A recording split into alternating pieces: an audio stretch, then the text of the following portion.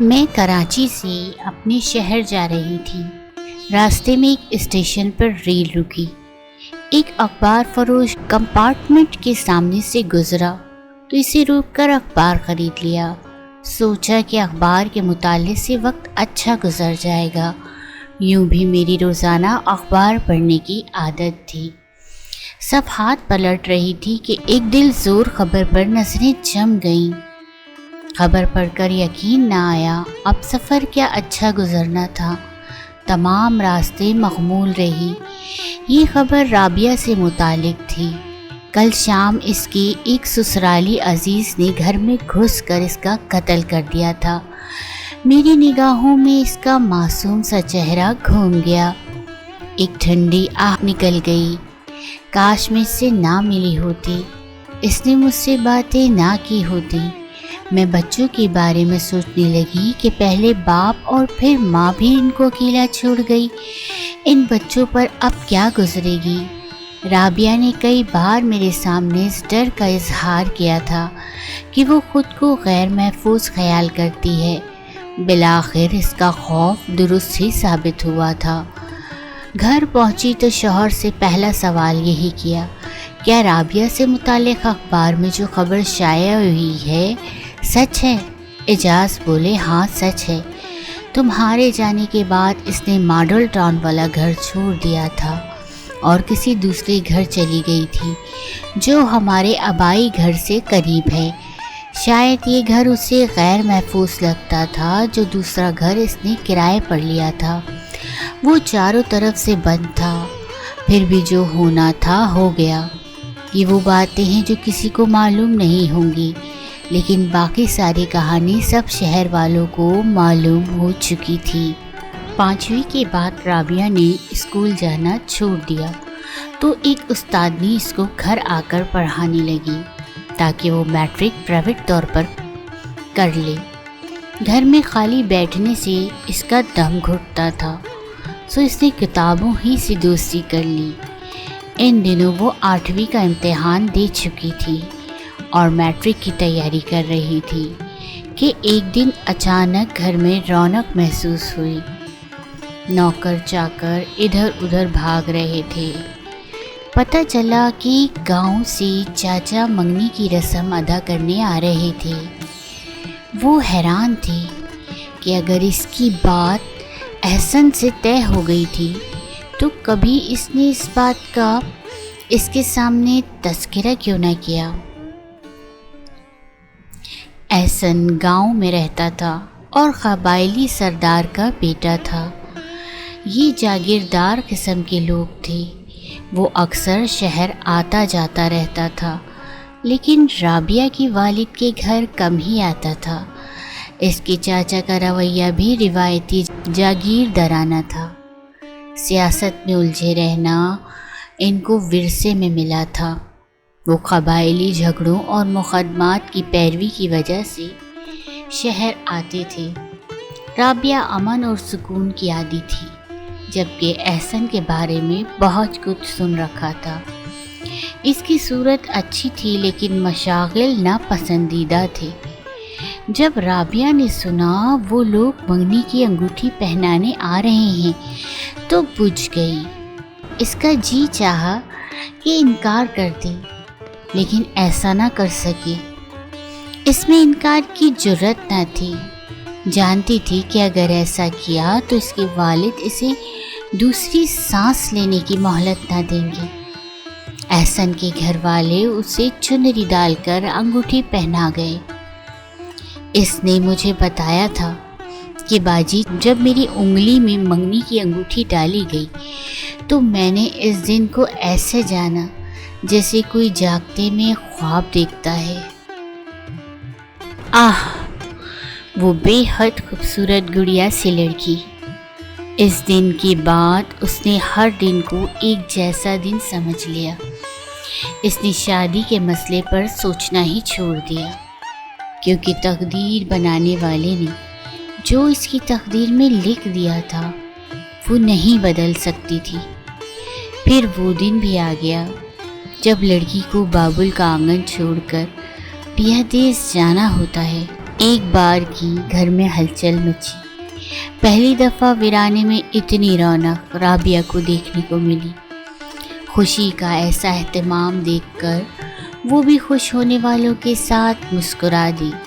جب اسے سجا کر دلہن بنایا گیا تو اس کا چہرہ ایک دمکتے چاند کے جیسا ہو گیا۔ سراپے کو حیا کے نور سے منور کر کے انہوں نے رابعہ کو اس کی چچا کے بیٹے کے ساتھ ایک لمبی سی شاندار کار میں رخصت کر دیا۔ وہ زیورات سے لدی بندھی تھی۔ کامدانی کا دوپٹہ اتنا بھاری تھا کہ اس کا وزن نہیں اٹھا پا رہی تھی۔ اس دوپٹے کو پیچھے سے 2 نوکرانیوں نے سنبھال رکھا تھا۔ اسے سجے ہوئے تخت پر بٹھا دیا گیا۔ کمرہ پھولوں کی مہک سے بھرا ہوا تھا۔ جب دلہا نے دلہن کا روپ دیکھا تو خوشی سے دیوانہ ہو گیا۔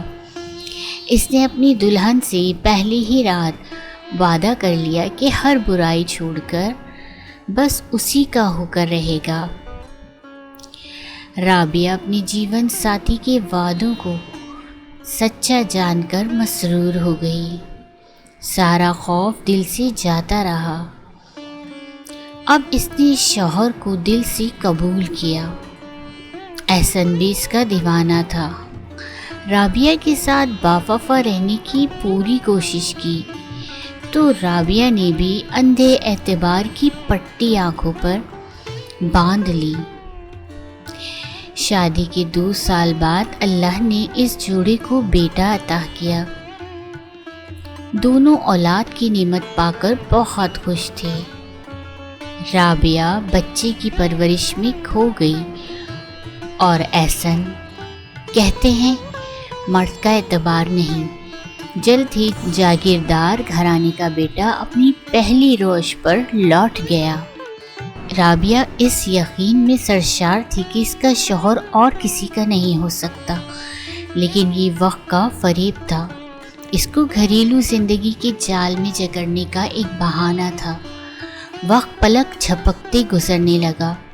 وہ 3 بیٹوں کی ماں بن گئی۔ اس کی ممتا کو سکون ملا مگر فرائض میں اضافہ ہوتا گیا۔ وہ بچوں میں الجھ کر اپنے سراپے سے غافل رہنے لگی تو ہر دم محبت کا دم بھرنے والا شوہر بھی بے مروت اور خود غرض ہو گیا۔ وہ نئی محبت کی پرواز کے لیے پر تولنے لگا۔ یہ نئی محبت ایک نوخیز حسینہ تھی جس کا تعلق کسی شریف خاندان سے نہ تھا۔ وہ کوٹھی کی زینت تھی جس پر احسن فدا ہو گیا تھا۔ وہ نئی بہشت کے مزے لوٹنے لگا۔ ادھر 3 چھوٹے بچوں کی دیکھ بھال میں رابعہ ان دنوں نڈھال اور خستہ حال تھی۔ اسے اس وقت ہمدردی اور سہارے کی ضرورت تھی اور احسن اسے پھوڑ اور بد سلیقہ کے لقبات سے نوازنے لگا تھا۔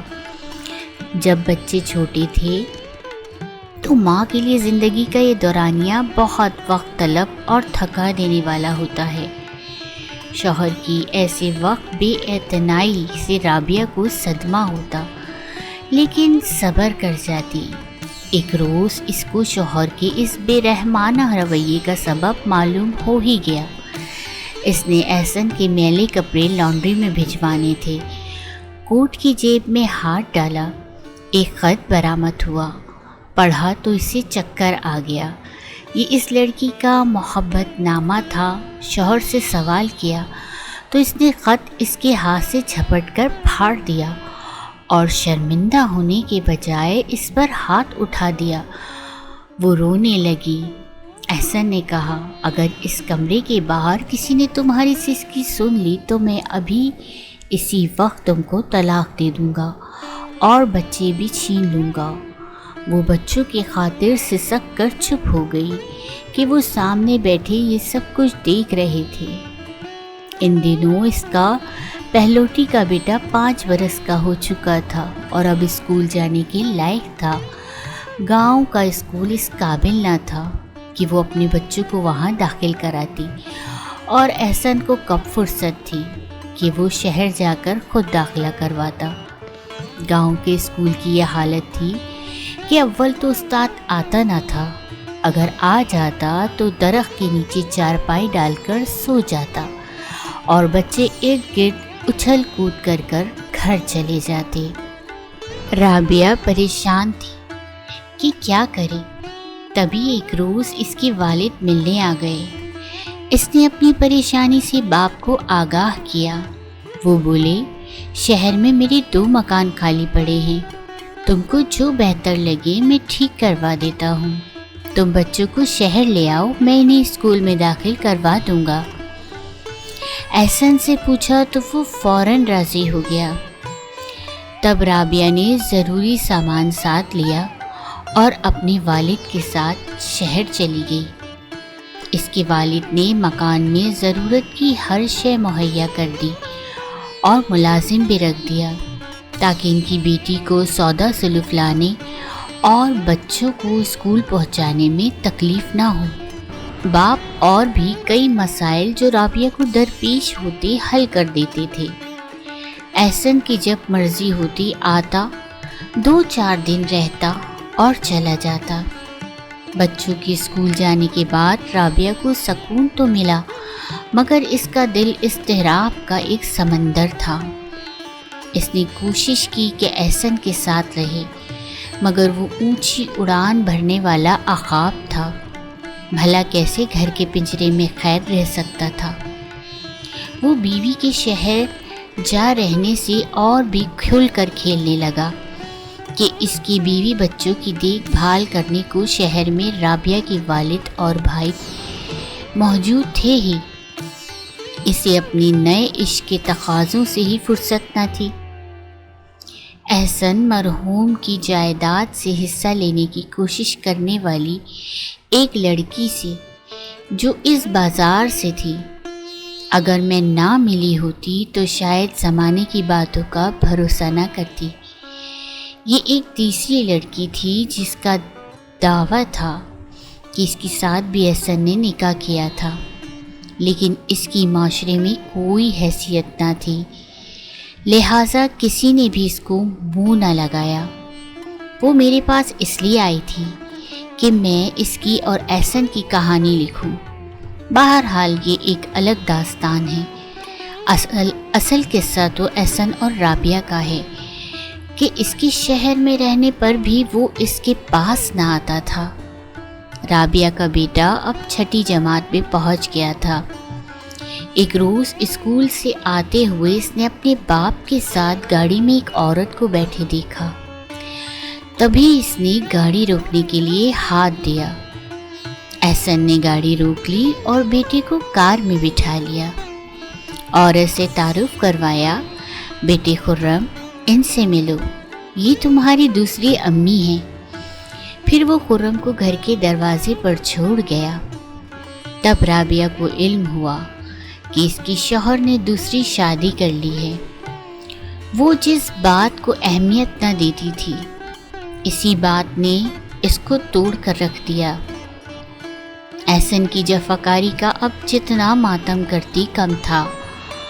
وہ اپنے والد اور بھائیوں کے پاس گئی، فریاد کی۔ ہمدردی کرنے کے بجائے انہوں نے اس کی آہوازاری کو اہمیت نہ دی، بلکہ سمجھانے لگے کہ صبر کرو، احسن مرد ہے اور دولت والا ہے، مرد دوسری شادی کر ہی لیتے ہیں، اس میں اس قدر واویلا کرنے کی کیا ضرورت ہے؟ تم ایک خاندانی عورت ہو، طریقے سے رہو، ورنہ یہ اوچھا پن تمہاری ذات کو خاندان میں بے وقت کر دے گا۔ جب رابعہ نے اپنی اس قدر بے قدری دیکھی تو اپنے والد اور بھائیوں سے جائیداد میں سے اپنے حصے کا مطالبہ کر لیا، جس کے نتیجے میں وہ بھائیوں کی آنکھوں کا کانٹا بن گئی۔ تب ماں آڑے آئی، شوہر کو سمجھایا کہ اپنی جائیداد میں سے نہ صحیح، میرے ترکے میں سے جو میرے والد سے مجھے ملا ہے، کچھ زمین رابعہ کے نام کر دیں تاکہ وہ تسلی اور سکون سے جی سکے۔ یوں نانا کے ترکے سے رابعہ کو حصہ دے دیا گیا۔ باپ نے بھی سوچا کہ اگر بیٹی پر برا وقت آ گیا تو یہ کس کا دروازہ کھٹکھٹائے گی، تب انہوں نے خاصی رقم اس کے نام بینک میں جمع کروا دی۔ اگرچہ باپ کی اراضی میں سے رابعہ کا اچھا خاصا حصہ بنتا تھا، لیکن بھائیوں نے روایتی رویہ اپنا لیا۔ یوں بھی قبائلی رواج کے مطابق عورتوں کو وراثت میں حصے دار نہیں مانا جاتا تھا۔ ماں باپ نے مالی طور پر اس کو مضبوط کر دیا تو اس کو سکون مل گیا۔ اب رشتہ دار بھی کم آتے تھے۔ سب کو پتہ چل چکا تھا کہ احسن نے دوسری شادی کر لی ہے۔ اتنے صدمے سہنے کے بعد بھی رابعہ کا حسن باقی تھا اور رنگ روپ گلاب کی پھول کی مانند تازہ تھا۔ یہ دسمبر کا مہینہ تھا، سخت سردیوں کے دن تھے۔ احسن گاؤں میں تھا۔ ایک روز خبر آئی کہ شہر آتے ہوئے اس کی جیپ کو حادثہ پیش آ گیا ہے اور وہ موقع پر ہلاک ہو گیا ہے۔ یہ خبر سن کر رابعہ غش کھا گئی۔ وہ جیسا بھی تھا اس کے بچوں کا باپ اور ان کے سروں پر سائبان تھا۔ اس کے بچے بے امان ہو گئے تھے۔ احسن کے ہوتے کسی کی جرت نہ تھی کہ رابعہ پر میلی نگاہ ڈالے یا اس کی جانب انگلی اٹھا سکے، لیکن بیوہ ہوتے ہی صورتحال بدل گئی۔ اب اس کا گھر سے نکلنا جرم ہو گیا۔ کسی سے بات نہ کر سکتی تھی۔ بہت جلد زمانے نے احساس دلا دیا کہ احسن کے بغیر وہ ادھوری ہے۔ اس نے سسر سے پناہ کی درخواست کی۔ سسر نے اسے مایوس نہیں کیا، بلکہ بچوں کے حصے کی جائیداد اپنی زندگی میں ہی پوتوں کے نام کر دی اور سرپرست بہو کو بنا دیا۔ احسن کے بھائیوں نے باپ کے اس اقدام کو انتہائی ناپسندیدگی سے دیکھا، مگر اس بزرگ نے پرواہ نہ کی۔ رابعہ کے والد جواں سال بیٹی کو بیوگی کی چادر میں لپٹا دیکھ کر غم سے نٹھال تھے۔ انہوں نے مکان بھی رابعہ کے نام کر دیا تھا جس میں وہ اقامت پذیر تھی۔ یہ ساری باتیں بھلا اس کے قریب ترین رشتہ داروں کو کیوں بھاتیں؟ دیوروں کے ساتھ اس کے بھائی بھی کچھ برگشتہ تو تھے، لیکن بہرحال اس کے دشمن ہرگز نہ تھے۔ بھابیاں بھی اس کا خیال رکھتی تھیں۔ رابعہ کے والدین ابھی زندہ تھے، پھر بھی احسن کے بغیر اس کی زندگی سانپوں سے بھرے کچھار جیسی ہو گئی تھی۔ خاص طور پر اس کا ایک دیور بلال اپنے دل میں اس کے لیے کینہ رکھتا تھا۔ اس کی نظریں اس کی جائیداد پر تھیں جو بچوں کے نام تھیں۔ تبھی اس نے بیوہ بھابھی کے گھر آنا جانا شروع کر دیا اور مرحوم بھائی کے کمسن لڑکوں سے ایسی محبت جتلانے لگا کہ نادان بچے اپنے اس چچا کے دیوانے ہو گئے۔ بچے چاچا سے بہت مانوس ہو گئے تو رابعہ سوچنے لگی کہ چلو سسرال میں کوئی تو ہے جس کو میرے بچوں کا خیال ہے، وہ بچوں کو گاؤں لے جاتا۔ رابعہ اعتراض نہ کرتی، اکثر سیر پر لے جاتا اور شاپنگ وغیرہ کرواتا۔ خرم 10ویں میں تھا جب بلال نے اسے بے حد اہمیت دینی شروع کر دی۔ رابعہ کے خلاف باتیں کر کے اس کو ماں سے بدظن کرنے لگا۔ بچہ کچے ذہن کا تھا، اس کے دل و دماغ پر منفی اثرات پڑنے لگے۔ وہ پڑھائی سے دل اٹھا کر اپنے چاچا کے ہم رکاب غلط راہوں پر چلنے لگا اور ناچ گانے کی محفلوں میں روپیہ اڑانے کے طریقے سیکھنے لگا۔ میٹرک کے بعد وہ کالج میں داخلے کے لیے لاہور چلا گیا اور ہاسٹل میں رہنے لگا۔ بلال نے بھتیجی کے ذہن میں برائی کا بیج بو دیا تھا۔ وہ برائی کو شان سمجھ کر کرنے لگا۔ معصوم لڑکا تھا، اسے ابھی اچھائی اور برائی کی تمیز بھی نہیں آئی تھی۔ جوان لڑکی کو اگر غلط راستے پر ڈال دیا جائے تو زندگی تباہ ہونا لازمی بات ہے۔ اسی آڑ میں بلال نے خرم سے زمین بکوانی شروع کر دی، اسے نئی کار لے کر دی اور بہت سی آسائشوں کا سامان بھی مہیا کر دیا۔ رابعہ نے دیکھا کہ اس کا بچہ ہاتھوں سے نکلتا جا رہا ہے اور اپنے چاچا کے ہاتھوں کا کھلونا بنتا جا رہا ہے، تو اس نے بلال کو روکا اور گھر آنے پر پابندی عائد کر دی۔ اس وجہ سے دیور اس کا جانی دشمن بن گیا۔ بلال نے رابعہ سے کہا، اگر تم کو اپنے لڑکوں کے بگڑنے کا خطرہ ہے تو مجھ سے نکاح کر لو، ورنہ یہ ذرا بڑے ہوئے تو تمہارے قابو میں نہیں آئیں گے۔ یوں بھی میں تم کو اکیلے باہر آتے جاتے برداشت نہیں کر سکتا، کیونکہ تم بہرحال میری مرحوم بھائی کی عزت ہو۔ یہ بات تو رابعہ کو اس کی ماں بھی سمجھاتی تھی کہ اکیلی رہنے سے بہتر ہے کہ تم ہمارے پاس میکے میں آ کر رہو، لیکن رابعہ ماں کو یہی جواب دیتی، میرے لڑکے بڑے ہو رہے ہیں، میکے میں ان سے مسائل پیدا ہوں گے، بہتر ہے کہ میں ان کے ساتھ علیحدہ ہی رہوں۔ دیور نے مسلسل بھابھی پر دباؤ ڈالنا شروع کر دیا۔ خرم بھی چاچا کا ہم نوا ہو گیا، کیونکہ اس کی عیاشیاں چاچا کے دم سے تھی۔ جب رابعہ نے دیور کے ساتھ عقد ثانی کرنے سے منع کر دیا تو وہ دھمکانے پر اتر آیا۔ رابعہ نے دیور پر گھر کے دروازے بند کر دیے اور اس کی شکایت سسر سے کی۔ سسر گاؤں میں رہنے کا عادی تھا۔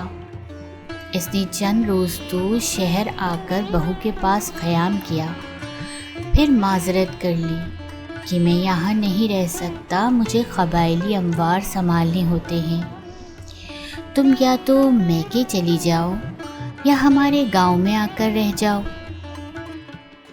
یہاں رہو گی تو میرا اوقتاً فوقتاً ہی آنا ہوگا۔ اب رابعہ زیادہ پریشان ہو گئی۔ سسرال اور میکے میں کوئی بھی اس کے ساتھ رہنے پر آمادہ نہ تھا اور وہ اپنے اس گھر میں رہنا چاہتی تھی جہاں رہ رہی تھی، تاہم وہ اب یہاں بہت خوفزدہ رہنے لگی تھی، صرف بچوں کی تعلیم کی خاطر شہر میں رہتی تھی۔ سسر جلد دوبارہ آنے کا کہہ کر گاؤں چلے گئے، شاید بلال اسی موقع کی تاڑ میں تھا۔ باپ گھر پہنچا تو وہ شہر روانہ ہو گیا اور رابعہ کے گھر آ گیا۔ رابعہ نے بیٹوں کو ہدایت کر دی تھی کہ اگر تمہارے چاچا بلال آئیں تو دروازہ مت کھولنا۔ صبح 11 بجے کا وقت تھا، 2 بیٹے اسکول گئے ہوئے تھے جبکہ خرم گھر پر تھا۔ جب در پر دستک ہوئی، خرم نے در کھولا۔ سامنے بلال کھڑا تھا، بندوق اس کے ہاتھ میں تھی۔ بندوق دیکھ کر خرم کا ماتھا تھنکا۔ اس نے اپنے چچا سے کہا کہ ماں گھر پر نہیں ہے، آؤ ہم باہر چلتے ہیں۔ وہ کہاں گئی ہے؟ آئیے تو باہر چلتے ہیں، پھر بتاتا ہوں۔ رابعہ نے جب بیٹی کو ایسا کہتے سنا تو اس کے کان کھڑے ہو گئے اور وہ جہاں اپنے کمرے میں کھڑی تھی وہیں بیٹھ گئی۔ اس کی چھٹی حس کہہ رہی تھی کہ بلال آج نیک ارادے سے نہیں آیا ہے، اب آخری وقت شاید آ پہنچا ہے۔ بہرحال خرم کسی طور پر اپنے چچا کو باہر لے جانے میں کامیاب ہو گیا۔ مغرب کے بعد بلال خرم کو گاؤں چھوڑ کر واپس آ گیا۔ رابعہ بیٹے کے انتظار میں پریشان تھی۔ اس نے منجلے بیٹے وقار کو بھائی کے گھر بھیجا کہ ماموں کو جا کر بتاؤ بلال چاچا خرم کو لے کر کہیں چلا گیا ہے، گاؤں جا کر پتہ کریں۔ وقار ماموں کے گھر چلا گیا جبکہ چھوٹا ذیشان اس کے پاس تھا۔ مغرب کی اذان سے چند منٹ پہلے دروازے پر دوبارہ دستک ہوئی۔ رابعہ سمجھی کہ خرم آ گیا ہے۔ اس سے پہلے وہ دروازے پر جاتی، ذیشان نے جا کر دروازہ کھول دیا۔ सामने बिलाल हाथ में बंदूक लिए खड़ा था। अपने चाचा के तेवर देखकर लड़का सहम गया और बोला, चाचा माँ तो घर पर नहीं है, वो नानी के घर गई हैं। बिलाल ने लड़के को हाथ से एक तरफ किया और तेजी से कमरे की तरफ बढ़ा। इसके कदमों की आहट में ऐसी धमक थी कि राबिया को यकीन हो गया कि मौत इसकी तरफ बढ़ रही है। इसने कमरे का दरवाज़ा बंद करने की कोशिश की तो बिलाल ने कुंडी लगाने से कबल ही जोर का धक्का देकर दरवाज़ा खोल दिया। बिलाल को सामने देखकर वो खौफज़दा फर्श पर बैठ गई और हाथ जोड़कर बोली, बिलाल मुझ पर ऐसा जुल्म मत करो, मुझको मत मारो, आखिर मेरा कसूर क्या है। कमरे में जलते हुए बल्ब को बंदूक से तोड़ते हुए बिलाल ने इसकी इल्तिजा को अंधेरों में डुबो दिया और कहा, मैंने सुना है तुम किसी और से निकाह करना चाहती हो, तो फिर मुझी से क्यों नहीं? ये बहतान है। राबिया के कांपते हुए होंठ हिले, मगर बिलाल ने तौक़ुफ़ न किया और तड़ तड़ गोलियां दागना शुरू कर दी। ज़ीशान हवास बख्ता होकर घर से निकला। वो चिल्ला रहा था, चाचा ने माँ को बंदूक की गोलियां मारी हैं, इसने मेरी माँ को मार डाला है। इसी वक्त बिलाल बाहर आ गया। इसके हाथ में बंदूक थी। इसने जीप स्टार्ट की और इसमें बैठकर चला गया। इसके जाते ही मोहल्ले के चंद नौजवान जो बाहर खड़े थे घर के अंदर चले गए। वो ज़ख्मी राबिया को अस्पताल ले जाना चाहते थे, लेकिन वो मर चुकी थी। दिलरोज़ बात यह है कि राबिया के कत्ल के बाद वक्फे से इसके 2 बेटे भी खुदा के पास पहुँचे या फिर पहुँचा दिए गए। सुना है इसके एक बेटे ने तो कॉलेज के हॉस्टल में खुदकुशी कर ली थी, अपनी कनपटी पर पिस्तौल मारकर, जिसकी खबर मैंने अखबार में पढ़ी और तस्वीर भी देखी थी।